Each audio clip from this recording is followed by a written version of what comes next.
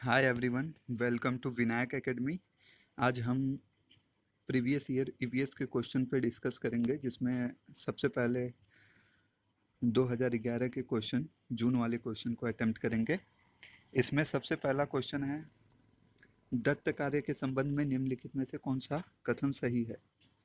तो इसमें ऑप्शन दिया हुआ है, दत्त कार्य मतलब होता है असाइनमेंट। तो असाइनमेंट के संबंध में नीचे दिए गए ऑप्शनों में से कौन सा सही है, ये हमें जानना है। तो सबसे पहला ऑप्शन है, दत्त कार्य अभिभावकों, भाइयों या बहनों द्वारा अपनी क्षमता के अनुसार किया जा सकता है। दूसरा है, प्रतिदिन विविधता और अभ्यास कराने के लिए कक्षा कार्य और फिर गृह कार्य के रूप में दत्त कार्य देने की आवश्यकता है। फिर थर्ड वाला है, दत्त कार्य आंकलन का एकमात्र तरीका है। चौथा वाला है, दत्त कार्य बच्चों को सूचना खोजने, अपने विचारों का निर्माण करने और उन्हें उच्चारित करने का अवसर प्रदान करता है। आइए देखते हैं इसका राइट आंसर क्या है। डी वाला इसका राइट आंसर है। अगर हम दत्त कार्य की बात करें तो दत्त कार्य दैनिक पाठ योजना का एक महत्वपूर्ण अंग है, जिसके द्वारा कक्षा की क्रियाएं संगठित एवं निर्देशित होती हैं। यह शैक्षिक क्रियाओं को दिशा देने का मुख्य साधन होता है। दत्त कार्य का देखिए उद्देश्य होता है, दत्त कार्य के उद्देश्य में सबसे महत्वपूर्ण उद्देश्य है कि विद्यार्थी को अभिप्रेरणा देने तथा उन्हें सीखने की क्रियाओं की ओर उन्मुख करता है ये दत्त कार्य, और उन्हें एम बनाने में, अपना गोल स्थापित करने के लिए महत्वपूर्ण होता है ये दत्त कार्य। फिर अध्ययन तथा दूसरी सीखने की क्रियाओं के लिए निर्देश देना। हमारा नेक्स्ट क्वेश्चन है, पर्यावरण अध्ययन की कक्षा में सरल प्रयोग और निदर्शन किए जा सकते हैं। अब निदर्शन मतलब क्या होता है? निदर्शन मतलब होता है इलस्ट्रेशन या कोई नमूना या उदाहरण। तो इसमें ऑप्शन दिया हुआ है, कक्षा में अनुशासन को सुनिश्चित करने हेतु बच्चों को नियंत्रित करने के लिए। दूसरा है, बच्चों को स्वयं सीखने के योग्य बनाने और अवलोकन कौशलों को पैना करने के लिए। देखिए ये राइट लग रहा है। चलिए सी वाला भी देख लेते हैं। उच्च कक्षाओं में क्या किया जाता है उसका अनुकरण करने के लिए। गलत। बच्चों द्वारा पूछे गए प्रश्नों पर आधारित विचारों पर चर्चा करने, अवलोकन को दर्ज करने तथा उनका विश्लेषण करने के लिए। ये भी सही नहीं है। इसका राइट आंसर होगा बी वाला, कि बच्चों को स्वयं सीखने के योग्य बनाने और अवलोकन कौशलों को पैना करने के लिए। जब पर्यावरण अध्ययन में हम कक्षा में सरल प्रयोग करेंगे, निदर्शन करेंगे उसका, तो इससे क्या होगा, जो बच्चों में है स्वयं करके सीखने की प्रबलता बढ़ती है। और वो जब स्वयं करके सीखते हैं तो जो उनका सीखा हुआ अर्जित किया हुआ ज्ञान है, वो उन्हें पूर्ण रूप से समझने में सक्षम बनाती है। इससे क्या होता है, बच्चों में स्वयं सीखने की प्रबलता बढ़ती है। तो राइट आंसर इसका बी है। हमारा नेक्स्ट क्वेश्चन है क्वेश्चन नंबर 3। दुर्गा एक गांव में रहती है और लकड़ी या गोबर के उपले का ईंधन इस्तेमाल करते हुए चूल्हे पर खाना पकाती है। पिछले 3 महीनों से उसे तेज खांसी आ रही है। इसका कारण हो सकता है, अब ऑप्शन में दिया हुआ है, उसकी झोपड़ी के अंदर और बाहर प्रदूषण तथा वृद्धावस्था। नेक्स्ट ऑप्शन है, ईंधन के जलने से उत्पादित कार्बन मोनोऑक्साइड जाकर उसके श्वसन नली में जमा हो गई होगी। सी वाला ऑप्शन है, जलते हुए ईंधन से उत्पादित काला धुआं जो उसके श्वसन नली में जमा हो गया होगा। डी वाला ऑप्शन है, जलते हुए ईंधन के धुएं से उसे एलर्जी हो गई होगी। इसका राइट आंसर है बी, ईंधन के जलने से उत्पादित कार्बन मोनोऑक्साइड जाकर उसके श्वसन नली में जमा हो गई होगी। अब फ्रेंड्स, जो हम फॉसिल फ्यूल्स यूज़ करते हैं, जैसे कि उपले और लकड़ियाँ, तो ये सब कार्बन मोनोऑक्साइड छोड़ती हैं, जिसका अगर हम निरंतर इस्तेमाल करते रहें तो हमारे श्वसन नली में भी ये जाकर जम जाती हैं, और इससे हमें क्या, रिस्पिरेटरी सिस्टम से रिलेटेड रोग होने लगते हैं। हमारा नेक्स्ट क्वेश्चन है क्वेश्चन नंबर 4। एक विद्यालय ने राजस्थान के लिए कक्षा 5 के बच्चों के शैक्षिक भ्रमण की योजना बनाई। भ्रमण के दौरान बच्चों से आपकी क्या अपेक्षाएं रहेंगी? इसमें ऑप्शन है, चीज़ों के बारे में बिना कोई प्रश्न पूछे सभी का अवलोकन करना चाहिए। दूसरा ऑप्शन है, उन्हें आनंद उठाना चाहिए। तीसरा ऑप्शन है, उन्हें ध्यान से अवलोकन करना चाहिए, टिप्पणियां दर्ज करनी चाहिए और बाकी बच्चों तथा शिक्षक के साथ अपने अवलोकन को बांटना चाहिए। और चौथा ऑप्शन है, यदि उनके कोई प्रश्न हो तो उन्हें दर्ज कर लेना चाहिए और घर पहुंचने के बाद अभिभावकों से उन्हें पूछना चाहिए। तो इसमें राइट आंसर होगा सी वाला, उन्हें ध्यान से अवलोकन करना चाहिए, टिप्पणियां दर्ज करनी चाहिए और बाकी बच्चों तथा शिक्षकों के साथ अपने अवलोकन को बांटना चाहिए। अब जो सी वाला है, इसमें क्या है कि बच्चे जब अवलोकन करेंगे तो वो उसी से रिलेटेड क्वेश्चन अपने शिक्षकों से पूछेंगे और उसके बारे में जानेंगे, और जो उनको फैक्ट लगेगा उसे अपने नोट्स में मेंशन करेंगे, और जो उनके क्लासमेट्स हैं, जो उनके साथ बच्चे हैं, अन्य बच्चे हैं, उनसे वो डिस्कशन करेंगे उसके बारे में। तो इसका राइट आंसर सी वाला है। हमारा नेक्स्ट क्वेश्चन है क्वेश्चन नंबर 5। रानी अपने घर का कूड़ा नीचे दर्शाए तरीके से 2 ढेरियों में अलग करती हैं। देखिए, पहले बॉक्स में है केले का छिलका, सब्जियों के छिलके, सूखी पत्तियाँ।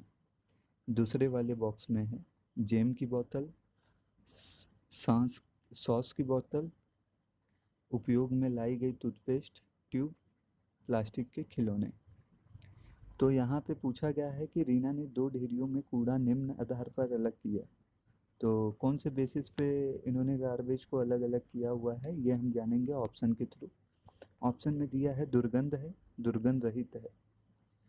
बी वाला है अपघटित होने वाले, अपघटित नहीं होने वाले। अपघटित मतलब होता है डिकम्पोजर, माने डिकम्पोज्ड, जो आसानी से मिट्टी में मिल सके या तो खप सके। सी वाला ऑप्शन है पुनः चक्रण किया जा सकता है, पुनः चक्रण नहीं किया जा सकता। डी वाला है घरेलू कचरा है, औद्योगिक कचरा है। इसका राइट आंसर है बी वाला, अपघटित होने वाले, अपघटित नहीं होने वाले। जैसे कि हम पहले वाले बॉक्स में देखेंगे, केले का छिलका, सब्जियों के छिलके, सूखी पत्तियाँ, ये सब क्या है, ये सब नेचर में, प्रकृति में खप सकते हैं। लेकिन ये जो जैम की बोतल, सॉस की बोतल, उपयोग में लाई गई टूथपेस्ट है, ट्यूब है, और प्लास्टिक के खिलौने हैं, ये सब खप नहीं सकते, मतलब ये अपघटित नहीं हो सकते। इसलिए इसका राइट आंसर बी है। हमारा नेक्स्ट क्वेश्चन है क्वेश्चन नंबर 6। दोपहर के भोजन अवकाश के बाद पर्यावरण अध्ययन पढ़ाते समय आप यह पाते हैं कि बच्चे पाठ में रुचि नहीं ले रहे हैं, आप क्या करेंगे? ऑप्शन में है बच्चों से कहेंगे कि वे डेस्क पर सिर रखकर आराम करें, ये तो बड़ा फनी ऑप्शन है, कभी नहीं हो सकता। बी वाला ऑप्शन है पाठ को रोचक बनाने के लिए बहुआयामी बुद्धि पर आधारित दृश्य श्रव्य सामग्रियों का प्रयोग करेंगे, सही है। चलिए देख लेते हैं आगे भी ऑप्शन को। सी वाला है प्रकरण को तुरंत बदल देंगे, गलत है। डी वाला है बच्चों को बाहर मैदान में खेलने के लिए ले जाएंगे, ये तो और भी गलत है। इसका राइट आंसर होगा बी वाला, पाठ को रोचक बनाने के लिए बहुआयामी बुद्धि पर आधारित दृश्य श्रव्य सामग्रियों का प्रयोग करेंगे। अगर जो बच्चा है वो रुचि नहीं ले रहा है पढ़ाते वक्त, तो हम उसको क्या करेंगे, ऑडियो वीडियो सामग्रियों से जो सब्जेक्ट रिलेटेड फैक्ट हैं उसको बताएंगे और उसकी रुचि फिर से सब्जेक्ट पर लाएंगे। तो इसका राइट आंसर बी है। हमारा नेक्स्ट क्वेश्चन है क्वेश्चन नंबर 7। पर्यावरण अध्ययन के शिक्षक के रूप में आप बच्चों को चिड़ियाघर ले जाने की योजना बनाते हैं। आप बच्चों को निम्नलिखित में से कौन सी गतिविधि करने की अनुमति नहीं देंगे? इसमें ऑप्शन है चिड़ियाघर के विभिन्न जानवरों कौन सा भोजन खाते हैं ये पता लगाना। इसके लिए तो हम लेके गए हैं, ये राइट है। हमें पता क्या लगाना है, हमें पता लगाना है कि कौन सी गतिविधि करने की अनुमति नहीं देंगे। इसमें बी वाला आंसर है कि चिड़ियाघर में जिन जानवरों को वे देखेंगे उनकी फ़ोटो एकत्रित करेंगे। ये भी सही है, इसकी अनुमति हम देंगे। सी वाला है चिड़ियाघर में उन्होंने जो देखा उसका चित्र बनाने के लिए उनकी ड्राइंग की कॉपी को साथ ले जाना। ये तो और अच्छी बात है। नेक्स्ट ऑप्शन है चिड़ियाघर के जानवरों के लिए बहुत सारी खाने की सामग्री ले जाना। ये गतिविधि करने की अनुमति हम नहीं देंगे, तो इसका आंसर है डी वाला। हमारा नेक्स्ट क्वेश्चन है क्वेश्चन नंबर 8। बीज अंकुरण की अवधारणा को इस तरह सबसे बेहतर तरीके से पढ़ाया जा सकता है। ऑप्शन में है अंकुरित बीजों की फोटो दिखाना। दूसरे ऑप्शन में है कक्षा में अंकुरित बीजों को दिखाना और अंकुरण की प्रक्रिया को स्पष्ट करना। सी वाले ऑप्शन में है बोर्ड पर चित्र बनाते अंकुरण के चरणों को प्रदर्शित करना। डी वाले ऑप्शन में है बीज बोने अंकुरण के विभिन्न चरणों को अवलोकन करना और उनका चित्र बनाने की गतिविधि को बच्चों को निष्पादित करने के लिए कहना। राइट आंसर हो जाएगा डी वाला। ऑब्जर्वेशन जो है, ऑब्जर्वेशन बहुत ज़रूरी है। इसको अगर हम प्रैक्टिकली कराएंगे तो इस अवधारणा को हम बेहतर तरीके से पढ़ा सकते हैं। पहले बीज बोने के लिए कहेंगे, फिर जैसे जैसे अंकुरण होगा बीज में उसके चरणों को प्रदर्शित करेंगे और उसके चित्र को बनाने को बोलेंगे हम। इससे बेहतर तरीके से हम बीज अंकुरण की अवधारणा को समझा सकते हैं। हमारा नेक्स्ट क्वेश्चन है क्वेश्चन नंबर 9। मीरा और दिव्या छोटी लड़कियां हैं। मीरा समोसे, कटलेट और डबल रोटी खाना पसंद करती है, जबकि दिव्या ऐसा भोजन पसंद करती है जिसमें लौह तत्व की कमी है। मीरा और दिव्या को निम्नलिखित बीमारियों में से क्रमशः कौन सी बीमारी होगी? चलिए ऑप्शन की ओर चलते हैं। ऑप्शन है पहला वाला स्कर्वी और एनीमिया। जो स्कर्वी होता है वो विटामिन सी की कमी से होता है। बी वाला है एनीमिया और रतौंधी। जो रतौंधी है वो विटामिन ए की कमी से होता है। सी वाला ऑप्शन है मोटापा और एनीमिया। डी वाला है मोटापा और स्कर्वी। तो इसका राइट आंसर होगा सी वाला, मोटापा और एनीमिया। जिस प्रकार हमने बात की कि समोसे, कटलेट और डबल रोटी ये सब फास्ट फूड है, इससे मोटापा बढ़ता है। और अगर हम बिना आयरन वाली सब्जी खाएं तो इसमें क्या होगा, हमारे खून में हीमोग्लोबिन की कमी होगी। और हम एनसीईआरटी में पढ़े हैं कि हीमोग्लोबिन की कमी और आयरन की कमी से एनीमिया होता है। तो राइट आंसर इसका सी होगा। हमारा नेक्स्ट क्वेश्चन है क्वेश्चन नंबर 10। नींबू साधारण पानी में डूब जाता है लेकिन नमकीन पानी में तैरता रहता है क्योंकि? इसमें ऑप्शन है नींबू का घनत्व नमकीन पानी में कम हो जाता है। बी वाला ऑप्शन है नमकीन पानी का घनत्व साधारण पानी के घनत्व से अधिक होता है। सी वाला ऑप्शन है साधारण पानी का घनत्व नमकीन पानी के घनत्व से अधिक होता है। डी वाला है नींबू का घनत्व नमकीन पानी में अधिक हो जाता है। तो इसका राइट आंसर होगा बी वाला, नमकीन पानी का घनत्व साधारण पानी के घनत्व से अधिक होता है। इसी कारण जो नींबू होता है वो नमकीन पानी में तैरता रहता है और साधारण पानी में डूब जाता है। इसका बेस्ट एग्जांपल अगर हम देखें तो डेड सी में देख सकते हैं, मृत सागर में। उसमें सॉल्ट बहुत पाया जाता है, नमक बहुत पाया जाता है 300 ग्राम पर लीटर में। अगर उसमें हम सो भी जाएं तो हम तैरते रहेंगे, यही रीज़न है। हमारा नेक्स्ट क्वेश्चन है क्वेश्चन नंबर 11। पके हुए चावल रेफ्रिजरेटर में अपेक्षाकृत लंबे समय तक परिरक्षित मतलब होता है प्रिजर्व किए जा सकते हैं क्योंकि? पहला ऑप्शन है रेफ्रिजरेटर में कुछ ऐसे रसायन होते हैं जो रोगाणुओं को नष्ट कर देते हैं। बी वाला ऑप्शन है कम तापमान पर रोगाणु निष्क्रिय हो जाते हैं। सी वाला ऑप्शन है रोगाणु कम तापमान पर नष्ट हो जाते हैं। डी वाला ऑप्शन है कम तापमान पर भोजन का नमी तत्व घट जाता है। इसका राइट आंसर होगा बी वाला, कम तापमान पर रोगाणु निष्क्रिय हो जाते हैं, ना कि नष्ट हो जाते हैं। ठीक है, रोगाणु मतलब इंग्लिश में जर्म्स होते हैं। हमारा नेक्स्ट क्वेश्चन है क्वेश्चन नंबर 12। रक्त की जांच द्वारा किसकी उपस्थिति से मलेरिया की पहचान होती है?